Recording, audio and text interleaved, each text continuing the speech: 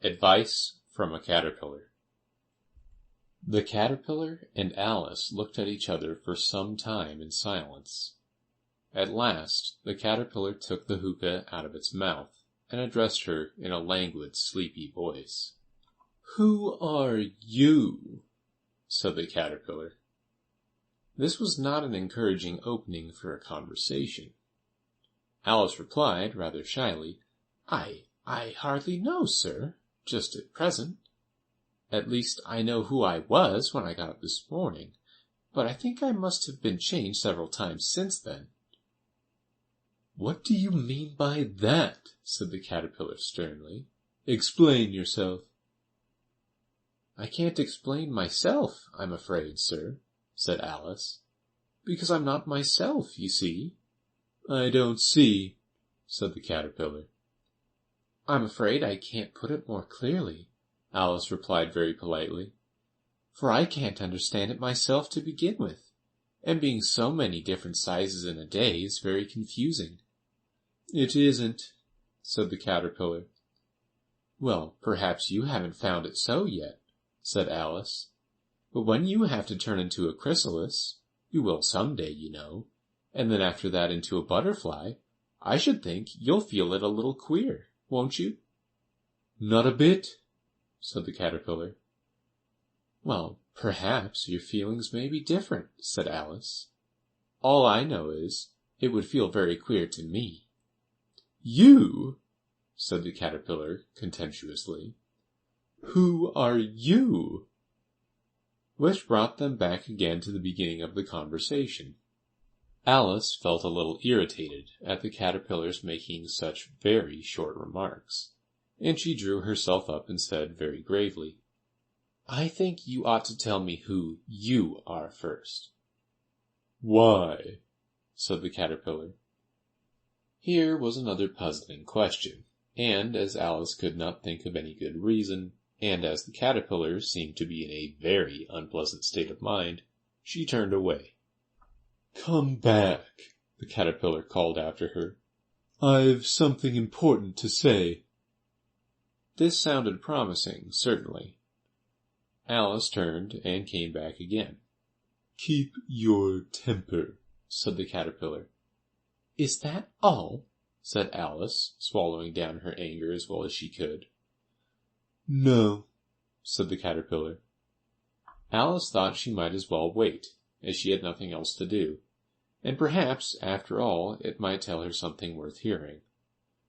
For some minutes it puffed away without speaking, but at last it unfolded its arms, took the hookah out of its mouth again, and said, "So you think you're changed, do you?" "I'm afraid I am, sir," said Alice. "I can't remember things as I used, and I don't keep the same size for 10 minutes together."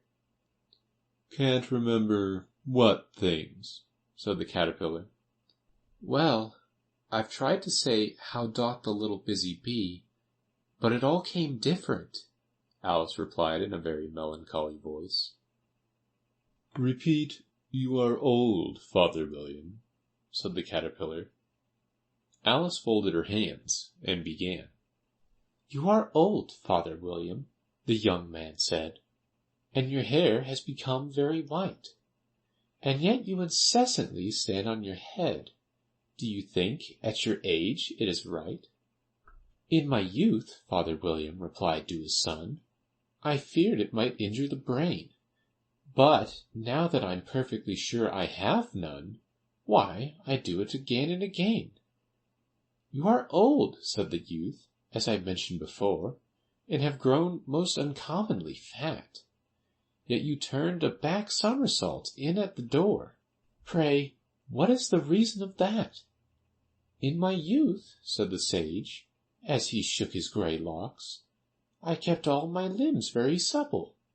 By the use of this ointment, 1 shilling the box, allow me to sell you a couple?" "You are old," said the youth, "and your jaws are too weak for anything tougher than suet. Yet you finished the goose with the bones and the beak.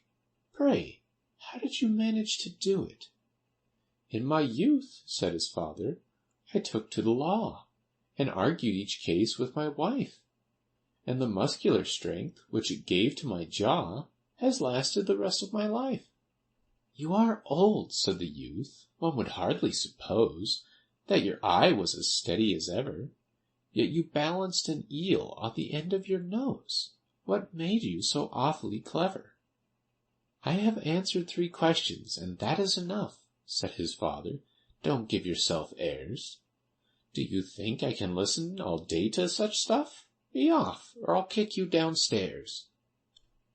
"That is not said right," said the caterpillar. "Not quite right, I'm afraid," said Alice timidly. "Some of the words have got altered." "It is wrong from beginning to end," said the caterpillar decidedly, and there was silence for some minutes. The caterpillar was the first to speak. "What size do you want to be?" it asked. "Oh, I'm not particular as to size," Alice hastily replied. "Only one doesn't like changing so often, you know." "I don't know," said the caterpillar. Alice said nothing. She had never been so much contradicted in her life before, and she felt that she was losing her temper. "Are you content now?" said the caterpillar. "Well, I should like to be a little larger, sir, if you wouldn't mind," said Alice. 3 inches is such a wretched height to be." "It is a very good height indeed," said the caterpillar angrily, rearing itself upright as it spoke. It was exactly 3 inches high.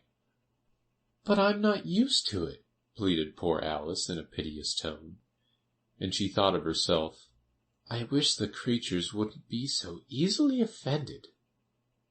"You'll get used to it in time," said the caterpillar, and it put the hookah into its mouth and began smoking again. This time Alice waited patiently until it chose to speak again. In a minute or 2 the caterpillar took the hookah out of its mouth and yawned once or twice and shook itself. Then it got down off the mushroom and crawled away in the grass, merely remarking as it went, "One side will make you grow taller, and the other side will make you grow shorter." "One side of what? The other side of what?" thought Alice to herself. "Of the mushroom," said the caterpillar, just as if she had asked it aloud, and in another moment it was out of sight. Alice remained looking thoughtfully at the mushroom for a minute, trying to make out which were the 2 sides of it, and as it was perfectly round, she found this a very difficult question. However, at last she stretched her arms round it as far as they would go, and broke off a bit of the edge with each hand.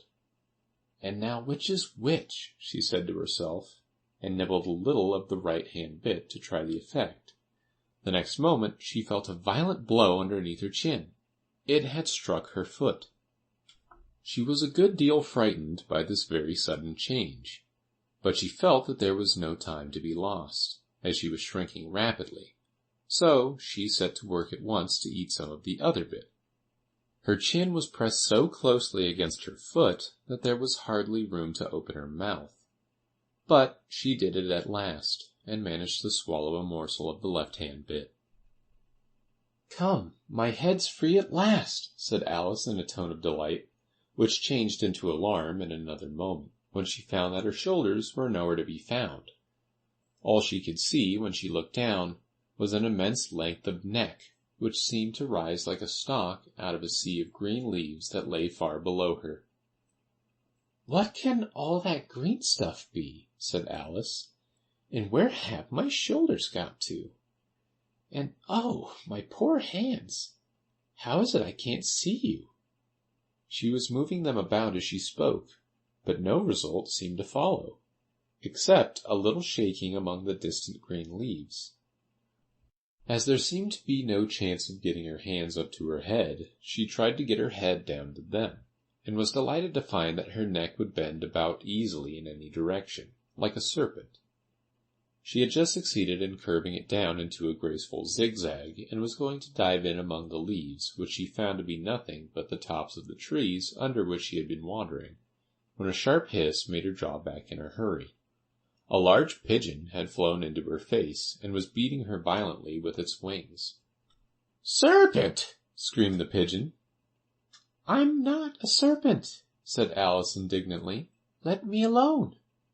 "Serpent, I say again," repeated the pigeon, but in a more subdued tone, and added with a kind of sob, "I've tried every way, and nothing seems to suit them."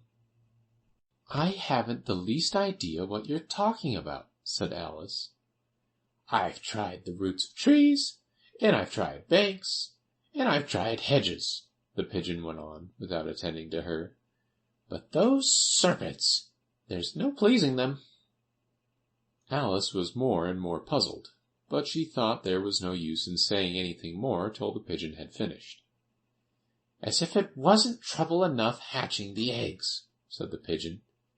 "But I must be on the lookout for serpents night and day. Why, I haven't had a wink of sleep these 3 weeks."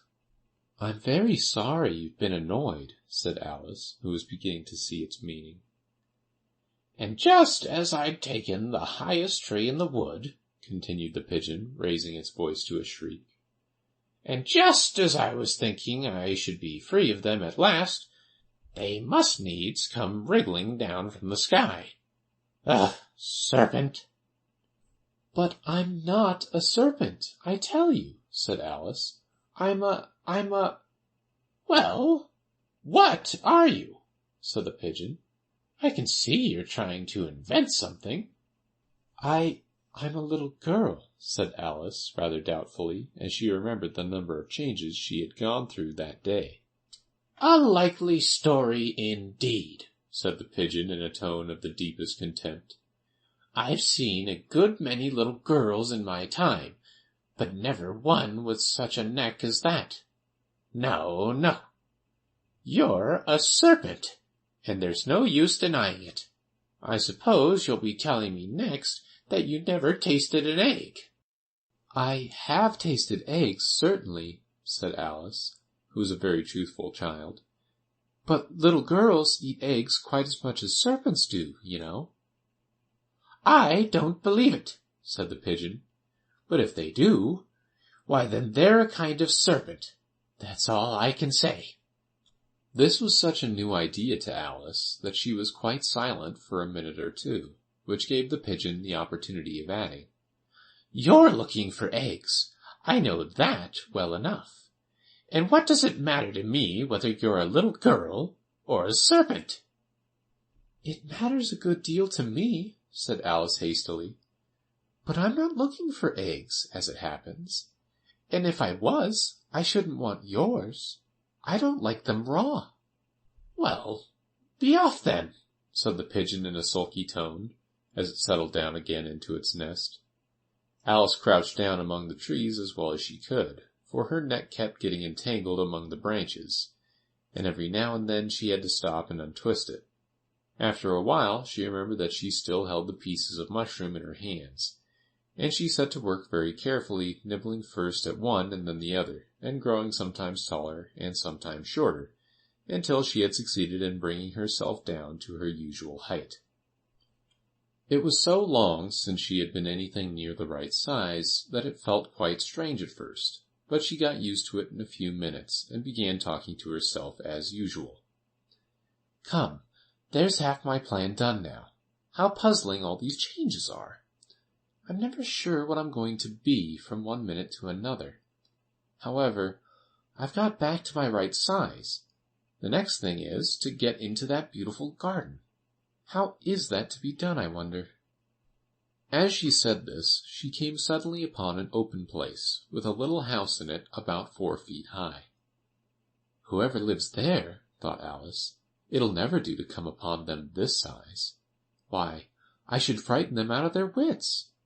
So she began nibbling at the right-hand bit again, and did not venture to go near the house till she had brought herself down to 9 inches high. End of chapter 5.